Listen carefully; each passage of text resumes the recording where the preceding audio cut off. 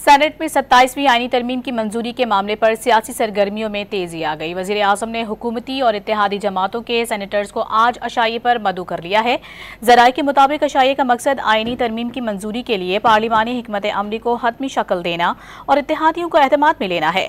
वजीर आजम इस मौके पर सेनेटर्स के तहफ़्फ़ुज़ात भी दूर करेंगे। वजीर आजम की जानिब से तमाम हुकूमती और इत्तेहादी सेनेटर्स को दावतनामे मौसूल हो गए हैं। अशाया आज शाम 6:30 बजे वजीर आजम हाउस में होगा।